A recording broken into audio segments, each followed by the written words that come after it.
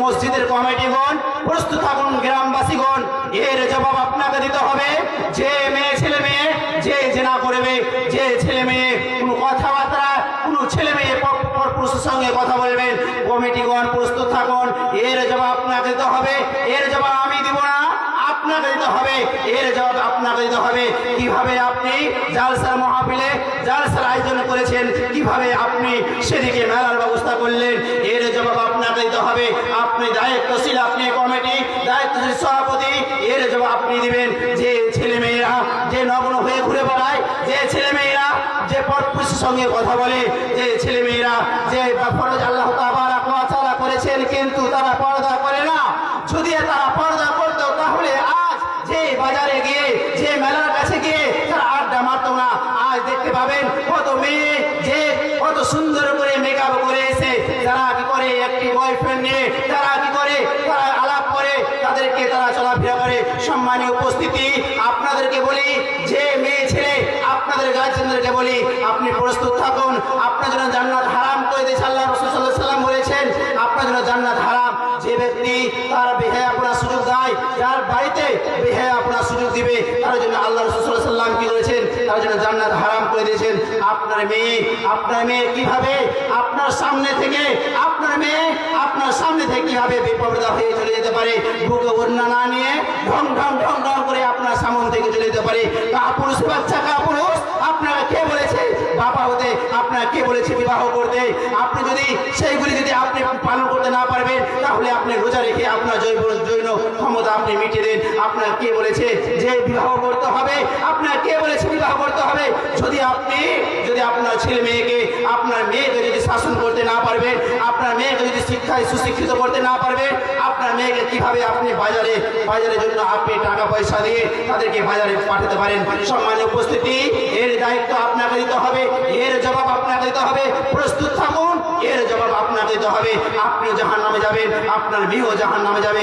আল্লাহ রাসূল সাল্লাল্লাহু আলাইহি ওয়াসাল্লাম আপনার জন্য জান্নাত হারাম করে দিয়েছেন।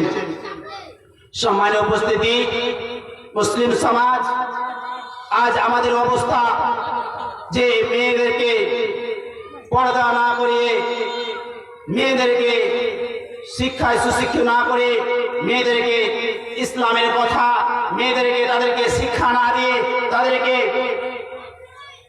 বেপর্দা হয়ে ঘুরে বেড়ার আমরা সুযোগ করে দিই।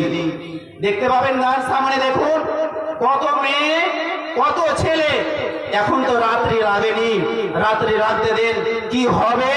আপনারা প্রস্তুত থাকুন, মসজিদের কমিটিগণ প্রস্তুত থাকুন, গ্রামবাসীগণ এর জবাব আপনাকে দিতে হবে।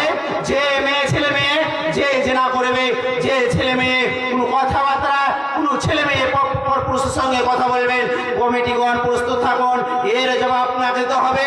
এর জবাব আমি দিব না, আপনাকে দিতে হবে। এর জবাব আপনাকে দিতে হবে। কিভাবে আপনি জালসার মাহফিলে জালসার আয়োজন করেছেন, কিভাবে আপনি সেদিকে মেলার ব্যবস্থা করলেন, এর জবাব আপনাকে দিতে হবে। আপনি দায়িত্বশীল, আপনি কমিটি দায়িত্বশীল সভাপতি, এর জবাব আপনি দিবেন।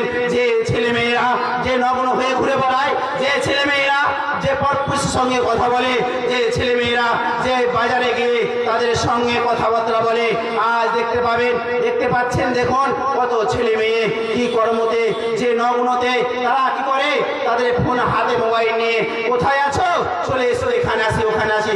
আপনি প্রস্তুত থাকুন বেটা, আপনি প্রস্তুত থাকুন।